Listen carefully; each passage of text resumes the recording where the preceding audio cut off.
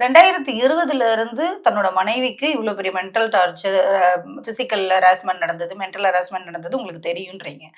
நிறைய போதைகளுக்கு அடிமையா இருக்காரு. குடிக்கிற விஷயங்கள் எந்த ஹோட்டல்ல இருக்குன்ற பில் வரைக்கும் தெரியுன்றீங்க. த்ரிஷாவோட திருமணத்தை மீறிய தொடர்புல இருந்திருக்காரு. அது இல்லாம பல நடிகைகளோட இருக்காருன்றீங்க. இவ்வளோ ஒரு மோசமான மனிதரை எப்படிங்க ஆதரிச்சு கட்சி ஆரம்பிக்கும் போது கூட போய் நின்னீங்க? இல்ல அதுதான் இங்க நம்ம இல்ல, பார்க்க இது நீங்க இவ்வளவு தூரம் பேசுனது ரொம்ப சரியான விஷயம். இவ்வளவு தவறு நடந்ததுக்கு அப்புறம் அங்க இருக்க கூடாதுன்னு வந்தது. எப்படி நீங்க போய் இவ்வளவு நடந்ததுக்கு அப்புறமும் போய் 2023லயோ 24லயோ கட்சி ஆரம்பிக்கும் போது எப்படி போய் நின்னீங்க? கரெக்ட். நான் கட்சியில எந்த பொறுப்புலையும் இல்லை. ஃபர்ஸ்ட் நான் உங்களுக்கு சொல்லிடுறேன். புசி ஆனந்த் கூப்பிட்டப்ப கூட செய்தி தொடர்பாளர் இருக்கணும்னு சொல்லும்போது நான் செய்தி தொடர்பாளர் ஏத்துக்கவே இல்லை. கட்சியிலும் நான் எந்த பொறுப்புலையும் கிடையாது. கட்சி அந்த ஓபன் பண்ண அன்னைக்கு நான் எதுக்குமே போகவே இல்லை.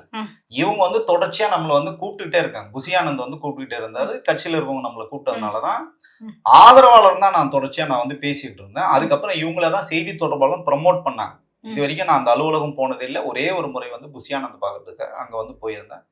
அதை தாண்டி நம்ம இந்த எங்கெல்லாம் இவரை சரி பண்ண முடியும், அந்த குடும்பத்தோட வேண்டுகோள், இப்ப நீங்க சொல்றீங்கல்ல எஸ்ஏசியோட வேண்டுகோள், சகோதரி சங்கீதாவோட வேண்டுகோள், எல்லாமே திருட்டு பசங்களா இருக்கானுங்க, நம்மால் யாராவது ஒருத்தர் இருக்கணும் அப்படின்ற ஒரு ஒற்றை அடிப்படையில மட்டும்தான் நானும் ஒரு சில இன்னமும் ஒரு சிலர் இருக்காங்க. அது நான் பேர் சொல்ல விரும்பல.